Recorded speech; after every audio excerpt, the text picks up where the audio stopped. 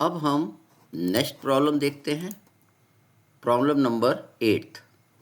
The displacement of the particle is given by y is equal to a plus B T plus C T square plus D T to the power 4। Find the acceleration of the particle. तो displacement दिया हुआ है, acceleration निकालना है। तो displacement को हम एक बार इसका डिफ्रेंसिएशन करेंगे तो वेलोसिटी आ जाएगी, फिर वेलोसिटी का फिर से एक और बार डिफ्रेंसिएशन करेंगे तो एक्सेलरेशन निकल जाएगा। तो देखिए यहाँ पे y वाली इक्वेशन दी है, हमको वेलोसिटी निकालना है तो dy बाई डी टी करेंगे, इसका differentiation with respect to time कर देंगे। तो देखिए हमने ये इक्वेशन लिख दी, y की जगह ये पूरी इक्वेशन लिख दी।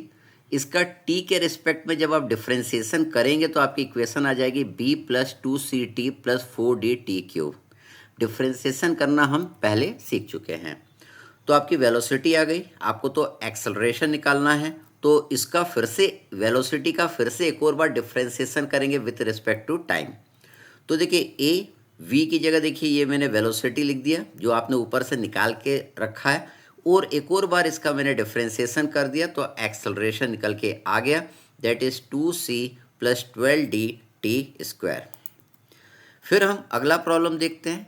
If the displacement of a particle is 2t square plus t plus 5 metre, then what is the acceleration at t equal to 5 second. तो हमको इसमें t बराबर 5 सेकेंड में एक्सेलरेशन निकालना है, डिस्प्लेसमेंट आपको दिया हुआ है। तो हम पहले इसका एक बार डिफ्रेंसिएशन करके वेलोसिटी निकाल लेते हैं। Differentiation with respect to time करेंगे तो v is equal to D Y by D T. तो देखिए y की जगह मैंने ये इक्वेशन पुट कर दी, जब इसका डिफ्रेंसिएशन करेंगे तो आपका आ जाएगा 4t प्लस 1। ये कैसे आया, ये तो कांस्टेंट है, इसका 0 हो जाएगा, t का डिफ्रेंसिएशन 1 हो जाएगा, t स्क्वायर का 2t हो जाएगा, 2t में 2 का मल्टीप्लाई कर देंगे तो 4t आपका आ जाएगा।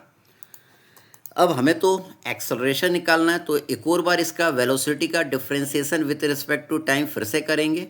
तो देखिए v की जगह मैं ये वाली इक्वेशन यहाँ पे पुट कर देता हूँ। t कांस्टेंट है, कांस्टेंट का डिफ्रेंसिएशन 0 हो जाएगा, और 4t का करेंगे तो 4 आ जाएगा। तो एक्सेलरेशन आपका आ गया, that is 4 metre per second square. तो देखिए एक्सेलरेशन आपका टाइम पे डिपेंड नहीं है, मतलब ये आपका यूनिफॉर्म एक्सेलरेशन है। फिर हम आगे बढ़ते हैं प्रॉब्लम नंबर 10 पे। इसमें बोल रहा है the velocity of a particle which is moving in the X direction varies as. देखिए वेलोसिटी आपको दिया है v is equal to alpha root X, where alpha is constant, assuming that at the moment t equal to 0 the particle was located at the point x equal to 0, find the acceleration. देखिए जब time 0 था तो particle कहाँ पे था, x बराबर 0 पे था। हमको एक्सेलरेशन निकालना है और वेलोसिटी आपको दिया हुआ है, तो हमें क्या करना पड़ेगा, इसका एक बार डिफ्रेंसिएशन करना पड़ेगा। तो देखिए यहाँ पे v वाली इक्वेशन दिया है, हम जानते हैं a is equal to D we by D T. इसका देखिए हम जो डिफ्रेंसिएशन कर रहे हैं विथ रिस्पेक्ट टू टाइम कर रहे हैं, बहुत इंपॉर्टेंट है ये। हम इसका डिफ्रेंसिएशन क्या कर रहे हैं, विथ रिस्पेक्ट टू टाइम। तो ध्यान दीजिएगा, अगर इसका डिफ्रेंसिएशन विथ रिस्पेक्ट टू अगर आप अगर x करते तो ये वाली टर्म नहीं आती है, dx बाई डी टी वाली टर्म नहीं आती। तो खाली क्या रहता है, रूट एक्स का differentiation with respect to X क्या आ जाता, 1/2 रूट एक्स आ जाता। लेकिन आप रूट एक्स का differentiation with respect to time कर रहे हैं, इसलिए ये आपका क्या आएगा, 1/2 root X D X by D T आपका और अलग से आ जाएगा। अब हम जानते हैं D X by D T क्या होता है, D X by D T तो वेलोसिटी के बराबर होता है, मतलब हम जानते हैं v is equal to D x upon D T.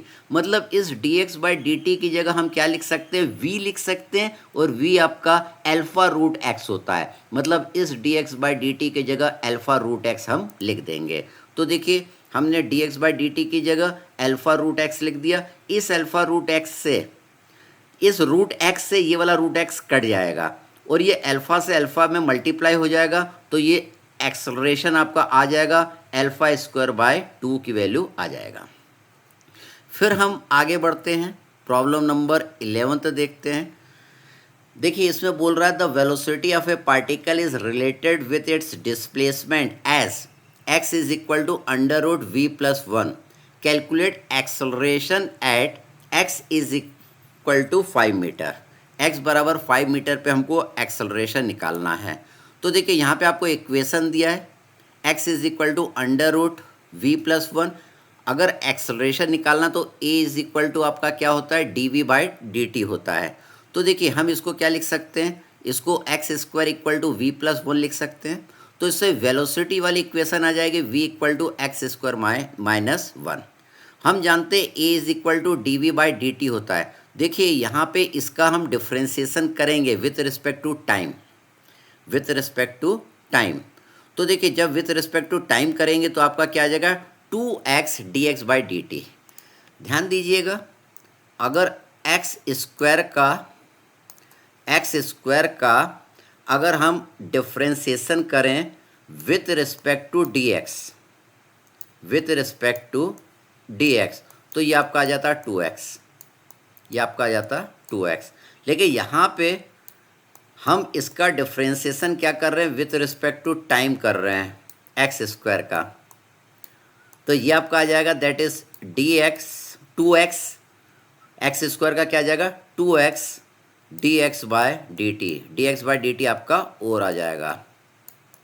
ठीक, तो ध्यान रखिएगा विथ रिस्पेक्ट टू क्या कर रहे हैं, dx करते तो खाली 2x आता, लेकिन एक्स स्क्वायर का करते हैं dx के रिस्पेक्ट में खाली 2x आता, लेकिन एक्स स्क्वायर का जब dt के रिस्पेक्ट में करोगे तो 2x into d x upon D t आ जाएगा। अब यहाँ पे dx अपॉन डी टी आ गया। हम जानते हैं dx अपॉन डी टी किसके बराबर होता है, ये v के बराबर होता है। तो यहाँ पे dx upon D T, dx upon D T क्या हो गया v के बराबर। तो यहाँ पे मैं v की वैल्यू पुट कर दूंगा एक्स स्क्वायर माइनस वन, यहाँ पे मैंने पुट कर दिया। तो देखिए a is equal to D we by D T 2x और यहाँ पे एक्स स्क्वायर माइनस वन, ये मैंने इस dx अपॉन डी टी की जगह वैल्यू पुट कर दिया। अब हमें एक्सलरेशन कब निकालना है, जब x की वैल्यू 5 मीटर है। तो यहाँ पे x की जगह मैं 5 पुट कर दूंगा दोनों जगह। तो देखिए यहाँ पे x की जगह हमने 5 पुट कर दिया। अब हम इसको सॉल्व कर लेंगे तो you will get the value of acceleration that is 240 metre per second square. फिर हम आगे बढ़ते हैं प्रॉब्लम नंबर 12 में। इसमें बोल रहा है an object which is moving with a speed of 6.25 metre per second is de-accelerated at a rate given by dv by dt equal to minus 2.5 under root v, where v is the instantaneous speed, the time taken by the object to come to rest would be।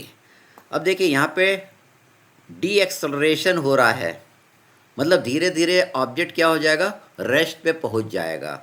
अभी object की velocity कितना है 6.25 metre per second. हमें वो time निकालना है जिस पे ऑब्जेक्ट की वेलोसिटी कितनी हो जाए 0। तो देखिए हमको ये डी एक्सलरेशन दिया हुआ है, डी एक्सलरेशन दिया हुआ है मतलब D we by D T की वैल्यू दिया हुआ है ना। एक्सलरेशन रहता तो इसकी वैल्यू पॉजिटिव रहती है, डी एक्सलरेशन है इसका मतलब निगेटिव वैल्यू है। तो एक्सलरेशन क्या होता है D we by D T, तो d we by D t equal to minus 2.5 root x लिख दिया, माइनस आगे मतलब ये डी एक्सलरेशन है। अब देखिए यहाँ पे मैं v वाली टर्म एक साइड ले जाऊँगा और t वाली टर्म दूसरे साइड ले जाऊँगा, मतलब मैं यहाँ पे क्या लिख सकता हूँ D T is equal to minus D V upon 2.5 root V. तो देखिए D V upon root V का मैंने आपको इंटीग्रेशन करना सिखाया था, इसका इंटीग्रेशन करना सिखाया था। तो देखिए हम इसको इंटीग्रेट कर देंगे दोनों साइड, ठीक है। कैसे इंटीग्रेट करेंगे, यहाँ पे dt को जब आप इंटीग्रेट करेंगे तो t आ जाएगा। इस पूरे को हमको इंटीग्रेट करना है, इस पूरे को हमको इंटीग्रेट करना है। और देखिए अभी वेलोसिटी कितनी है 6.25 और फाइनल वेलोसिटी कितनी होगी 0। तो जब फाइनल वेलोसिटी 0 होगी उस समय t की वैल्यू इससे मिल जाएगी आपको। हमने क्या करा, दोनों साइड इंटीग्रेट करा, dt को इंटीग्रेट करेंगे तो t आ जाएगा, इसको इंटीग्रेट करेंगे, इसको इंटीग्रेट करेंगे dv के टर्म में, dv के टर्म में अभी वेलोसिटी कितना 6.25 और फाइनल वेलोसिटी कितना 0, इसलिए लिमिट मैंने पुट करा 0 से 6.25 से 0।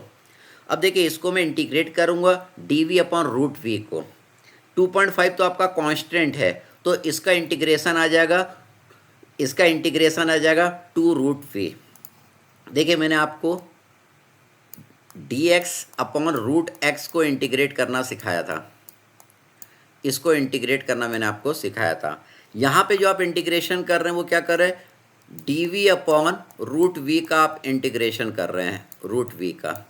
तो इसका इंटीग्रेशन आपने कैसे करा था, आप इसको ऊपर ले गए थे, x⁻, ये कितना हो गया था, -1/2 हो गया था। x⁻ कितना हो गया था, -1/2। ये क्या हो गया था, dx। ठीक, आप x⁻n का इंटीग्रेशन करना जानते हैं, ये कैसे करते हैं, x⁻n+1 अपॉन n+1, इस तरीके से करते हैं। तो x⁻1/-1/2 है, तो ये क्या आ जाएगा, x⁻−1/2 + 1, मतलब 1/2 आ जाएगा, डिवाइडेड बाय -1/2 + 1, तो नीचे भी 1/2 आ जाएगा। तो ये 2 ऊपर चले जाएगा, तो बचेगा क्या, 2√x बचेगा। तो यहाँ पे देखिए x की जगह v है, तो यहाँ पे 2√v मैंने लिख दिया है। तो ये मैंने आगे लेक्चर में आपको बताया है किस तरीके से आप इंटीग्रेट करेंगे। तो इंटीग्रेट करने के बाद 2√v, ये कांस्टेंट है, नीचे ही आ गया। अब इसमें लिमिट पुट कर देंगे, एक बार यहाँ पे v की जगह 0 पुट कर देंगे, फिर माइनस लगाएंगे, फिर v की जगह 6.25 पुट कर देंगे, माइनस लगाएंगे तो ये माइनस क्या हो जाएगा, आपका प्लस हो जाएगा। डेफिनेट इंटीग्रेशन भी हम देख चुके हैं। तो फाइनल t की वैल्यू कितना आ जाएगा, 2s की आ जाएगी। फिर हम आगे बढ़ते हैं, अगला प्रॉब्लम देखते हैं। Problem number 13, a particle travels according to the equation a is equal to a-3v, where a is the acceleration, a and b are constant, v is the velocity of the particle, its velocity as a function of time is। हमको क्या निकालना है, velocity as a function of time क्या होगी। तो देखिए आपको दिया हुआ है, हम जानते हैं a is equal to dv/dt होता है, a इज इक्वल टू क्या होता है, dv/dt, और यहाँ पे a आपको दिया 3 - a-bv, तो हम लिख सकते हैं dv/dt is equal to a-bv। तो हम v वाली टर्म एक साइड ले जाते हैं, t वाली टर्म दूसरे साइड ले जाते हैं, मतलब हम लिख सकते हैं dv/a-3v is equal to dt। अब हम इंटीग्रेट कर देंगे both the side, integrating both the side. हमने इसको इंटीग्रेट करा 0 से v तक और इसको इंटीग्रेट करा 0 से t तक। हमने इसको इंटीग्रेट करा, dt को इंटीग्रेट करेंगे तो t आ जाएगा, फिर लिमिट पुट कर देंगे t से 0 तक तो t ही बचेगा।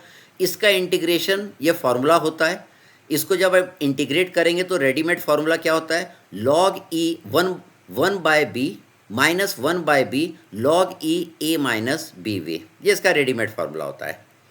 तो इसमें लिमिट क्या पुट कर देंगे, 0 से v। तो पहले यहाँ पे इस इक्वेशन में log e a-bv में v पुट कर दीजिएगा, फिर माइनस लगाइएगा, फिर log e a-bv में 0 पुट कर दीजिएगा। तो उसके बाद जो आपको मिलेगा इक्वेशन, वो आपको ये वाली इक्वेशन मिल जाएगी। तो ये निगेटिव को मैंने क्या करा, इक्वल टू के उस साइड ले गया, निगेटिव को इक्वल टू के उस साइड ले गया, और b को भी मैंने इधर मल्टीप्लाई कर दिया, b को भी मल्टीप्लाई कर दिया, और लिमिट v से 0 यहाँ पे पुट कर दिया। जब 0 पुट करेंगे तो ये वाली टर्म आपकी 0 हो जाएगी, तो खाली log a बचेगा, इसलिए यहाँ पे log a लिखा है मैंने खाली। अब यहाँ पे ये इक्वेशन बन गई, ये log a minus log b का फॉर्मूला है। log a minus log b क्या हो जाएगा, log a/b हो जाएगा। तो देखिए log a/b वाला फॉर्मूला इसको मैंने बना लिया, इज इक्वल टू -bt लिख दिया। अब log इस साइड जाएगा, log आपका इस साइड जाएगा, तो आपका क्या फॉर्मूला बन जाएगा, e⁻−bt आ जाएगा। फिर a का यहाँ पे मल्टीप्लाई कर देंगे, पहले log को मैं इस साइड ले गया, तो ये क्या हो जाएगा, e⁻−bt हो जाएगा। फिर यहाँ पे मैंने a का मल्टीप्लाई कर दिया, तो यहाँ पे ये वाली इक्वेशन आपकी बन गई। इससे हम v की वैल्यू निकाल लेंगे, तो v is equal to a/b 1 - e⁻−bt, ये हमारी इक्वेशन बन गई। तो फिजिक्स पढ़ने के लिए हमको थोड़ा डिफ्रेंशिएशन करना आना चाहिए, इंटीग्रेशन करना आना चाहिए, और थोड़े वेक्टर के कंसेप्ट हमारे क्लियर होने चाहिए, तो हमको किसी भी प्रॉब्लम में कोई दिक्कत नहीं जाएगा। Thank you.